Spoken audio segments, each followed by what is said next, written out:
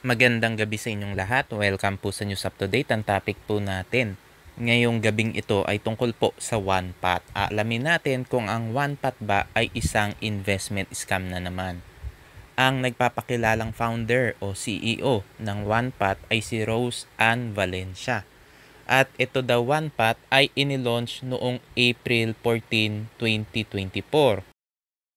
Siyempre, katulad din ng mga ibang investment scams, itong OnePath ay may mga too good to be true na investment schemes, may mga pa-promo, may DRB o direct referral bonus.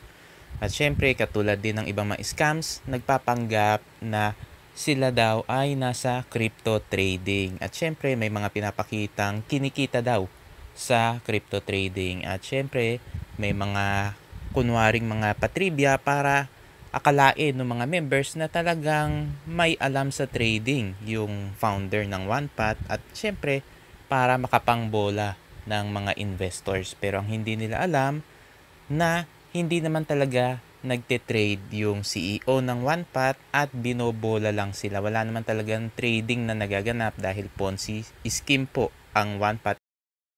Ibig sabihin yung ginagamit na pang payout do sa mga naunang investors ay galing po sa mga bagong investors. Kaya po siguradong tataob po yung OnePath. Tignan po natin yung pinapakitang mga legalities ng OnePath at ano ba yung mga investment plans nila. Katulad ng ibang mga companies, ang tanging legalities na pinapakita ng OnePath ay ang kanilang DTI registration.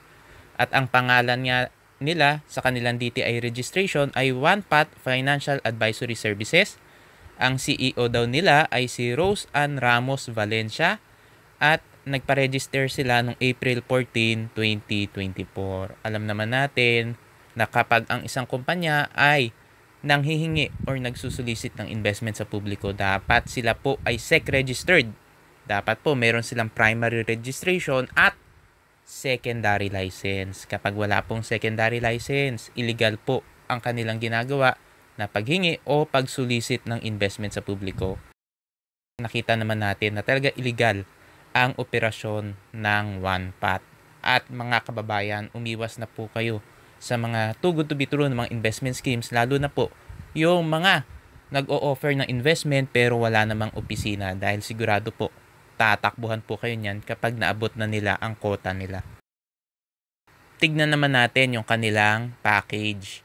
So, ang unang package ay yung followers package. 30% daw na profit sa loob lang ng 8 days. At ang pinaka minimum ay 300 pesos at ang profit daw ay 90 pesos sa loob ng 8 days at ang total income daw ay 390 pesos. Syempre sa umpisa, talagang todo-todo sa mga pambobola at mababa lang ang minimum. Pero kapag patakbo na, itataas na nila yan para mas malaki yung makuha nilang investment mula sa publiko at para mas mabilis nilang maabot ang quota nila. Ang isa pa nilang package ay yung Future Path package na 90% profit sa loob lang ng 18 days. So talagang almost double your money sa loob lang ng 18 days. Dahil yun daw capital mo na 300 pesos ay kikita daw ng 270 pesos sa loob lang ng 18 days at ang total income daw ay 570 pesos. Alam naman natin na yan po ay too good to be true at sigurado pong napaka-unsustainable niyan. Kapag malapit na pong tumakbo yan, baka magdagdag pa yan na iba pang mga packages na talagang napakalaki ng pangakong kitaan. Katulad ng ginagawa ngayon ng Podcash at ng Jet Enterprise. Siyempre mga kababayan, ang mga companies po todo-todo na sa mga pangha-hype at pa-promo kapag patakbo na. Kaya mga kababayan, habang maaga pa, habang may payout pa, habang nakikita nyo pa yung CEO, dapat mag-withdraw na po kayo. Huwag nyo na pong hintayin na magkaroon ng problema, dahil kapag meron na pong problema o naka-freeze na yung mga account o payout ninyo, ay siguradong patakbo na po yan at mahihirapan na po kayong mabawi ang pera ninyo. Katulad din ng ibang mga companies ay meron din silang DRB o Direct Referral Bonus. Ang tawag nila ay Quick Direct Reward at ang DRB nila ay 10%.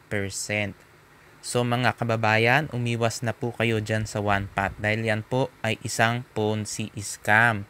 Huwag na po kayo maniniwala dun sa mga pangha-hype nila dahil yan po ay isang investment scam at sigurado pong tataob po yan sa huli kapag naabot na po nila ang quota nila. Katulad din ng ibang mga scam companies, tatakbuhan po kayo niyan. Maaring padamahin kayo, bigyan kayo ng payout. Pero mga kababayan, tandaan po ninyo na yan po lagi ang modus ng mga scam companies. Sa umpisa, papadamahin kayo, pero sa huli po, tatakbuhan din kayo niyan.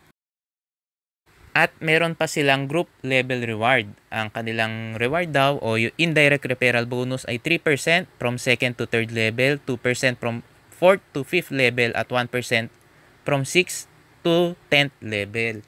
So talagang hina-hype nila yung mga members nila na mag-recruit dahil meron ka daw kikitain kapag ikaw ay nag-recruit at may kikitain ka pa rin daw kapag nag-recruit yung mga recruit mo. So mga kababayan, talagang todo-todo sila sa pangha-hype para marami ang mag-invest sa company nila at para marami rin ang mag-invite at mag-recruit. Mga kababayan, umiwas po kayo sa mga ganyang mga companies at wag na po kayo magre-recruit dahil yan po ay isang investment scam. Ang OnePath ay meron din daw refund system na ibabalik daw yung pera mo kapag hindi ka daw kumita sa OnePath. Pero alam naman natin na yan ay pambobola lang ng mga companies. Dahil kapag naabot na nila yung quota nila at tumakbo na sila, mahihirapan na kayo na hanapin yung CEO dahil nagtatago na yan. At syempre, hindi nyo na mababawi yung ipinasok ninyong pera. Kaya mga kababayan, habang maaga pa, wag na po kayo sasali, at kung nakasali po kayo sa OnePath, mag-withdraw na po kayo o humingi na po kayo na refund.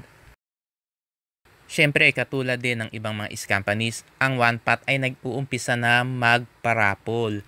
Meron pa silang parapol ngayon na bigas, merong cellphone, washing machine, at laptop. Kapag ikaw daw ay nakapag-refer ng 3 tao, ay meron ka daw 1 entry. At yung kanilang parapol ay from August 27 hanggang September 4. So yan po, nag-uumpisa na po sila magparapol para mang-hype ng mga members na mag-recruit. Alam naman natin na ganyan po nag-uumpisa ang mga companies. Tapos itotodo na nila yan. Talaga ang dami-dami na lang mga papromo, mga parapol para lalong ma-hype yung mga tao. Akala nila mananalo sila, yung pala tatakbuhan na sila. Laging ganyan po ang nangyayari sa mga companies, kaya kailangan maging maingat.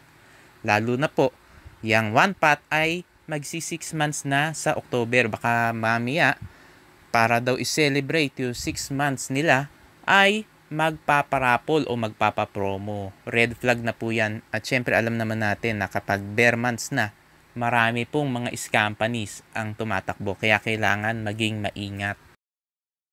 Mga kababayan, kumpirmado po na ang OnePath po ay isa na namang Ponzi scam at isang investment scam. Kaya umiwas na po kayo. Mga kababayan, hindi po dahil nagpapakita po ng mukha ang CEO o nagla-live sa Facebook ang CEO ay legit na. Hindi po yun ang batayan. Dapat po i-check nyo po lahat na legalities, dapat po kompleto sa legalities, dapat SEC registered at dapat may secondary license.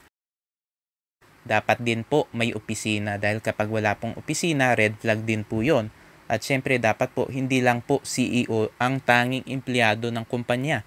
Dahil kung malaking kumpanya talaga at malaki ang kinikita, dapat meron pang ibang mga empleyado yung kumpanya.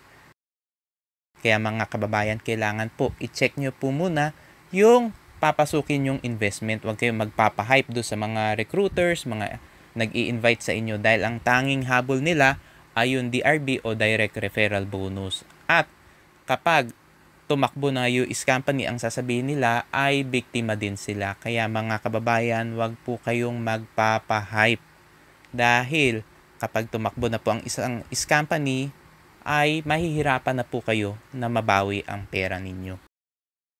Para po makaiwas kayo sa mga scams, lagi nyo pong i-check yung mga reviews po natin dito po sa News Up to Date YouTube channel, pati na rin po doon po sa YouTube channel ni Shemny Anyol, yung Scam Alert Philippines, pati na rin yung kanyang Facebook page.